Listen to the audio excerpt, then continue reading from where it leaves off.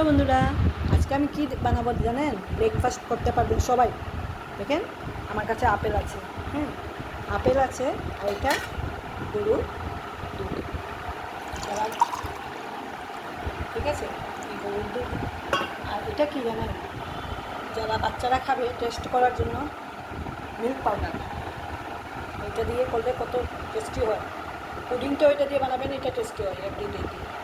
আর apple জুসটাও আপনারা যারা diabetes আছে ওদের জন্য এইটা না, এটা ক্রস, খালি শুধু গরুর দুধ দিয়েই বানাবেন। ঠিক আছে, তাহলে আমি কী করছি দেখেন, আপেলগুলো ছোটো ছোটো করে কেটে রেখে দিয়েছি। দেখেন আপেলগুলো কেটে রেখে দিয়েছি। এখন এটার মধ্যে ঢালবো। ঠিক আছে, এগুলো রেখে এটাকে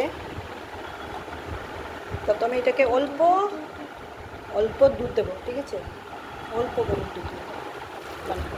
ঠিক আছে, প্রথমে আমি অল্প দেবো, তারপরে আমি এটাকে গ্রাইন্ড করে। দেখেন বন্ধুরা, তারপর কী করবেন দেখেন, আমি এখন এটাকে গ্রাইন্ড করে রেখে দিয়েছি বা ছাঁকিয়ে রাখছে। ঠিক আছে, ছাঁকনা দিয়ে ছেঁকে নেবেন, বড় ছাঁকনা দিয়ে। তারপর আমার সুগার, ঠিক আছে, সুগারটাকে আমি দিয়ে দিচ্ছি। বাচ্চারা খাবে, ঠিক আছে, একটা টেস্টি করে দেবেন। তারপর পাউডার মিল্কটা দিয়ে দেবেন 1 স্পুন। দুধটাও দিয়ে দেবেন, যদি না খেতে চায় ওর দুধ মিক্স করে দিয়ে দেবেন। ঠিক আছে, মিক্স করে দেবেন। এটা একটা বাচ্চাদের জন্য হয়ে গেলে চিনি দিয়ে দেবেন, আমুল দুধটা দিয়ে দেবেন। বন্ধুরা দেখেন রেডি হয়ে গেছে, এটা বাচ্চাদের জন্য। ঠিক আছে, এটা বাচ্চাদেরকে খাওয়াতে পারবেন, আরামসে খেয়ে নেবেন।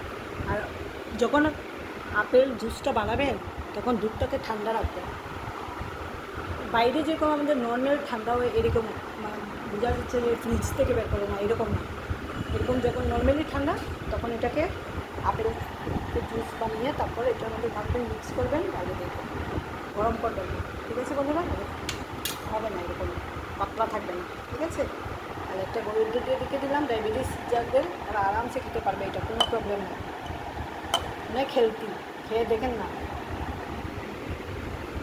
একটা আপেল জুস খেয়ে অনেক সময় থাকা যাবে, 3 ঘন্টা থাকতে পারবেন।